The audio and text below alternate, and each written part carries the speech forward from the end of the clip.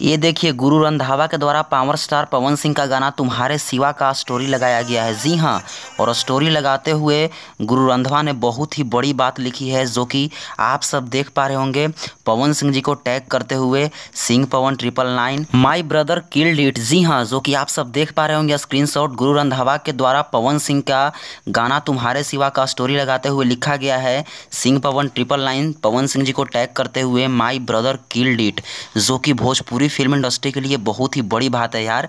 गुरु रंधावा ने पवन सिंह का गाना तुम्हारे सिवा का स्टोरी लगाया, इससे बड़ी खुशी क्या हो सकती है भोजपुरी फिल्म इंडस्ट्री के लिए। गर्व होना चाहिए पवन सिंह पर कि पवन सिंह इकलौते ऐसे शख्स हैं जो अपनी भोजपुरी फिल्म इंडस्ट्री को कहां से कहां लेकर पहुंच गए, कहां रिप्रेजेंट कर रहे हैं। ये देखने वाली बात है, जो कि आप सबके सामने प्रूफ है। और एक बार नहीं, पवन सिंह के कई गाने का स्टोरी अब तक गुरु रंधावा के द्वारा लगा दिया गया है। आप सब इस वीडियो को शेयर करके चारों तरफ फैला दीजिए, ताकि सभी को यह जानकारी मिल जाए कि पवन सिंह का असली पावर क्या है।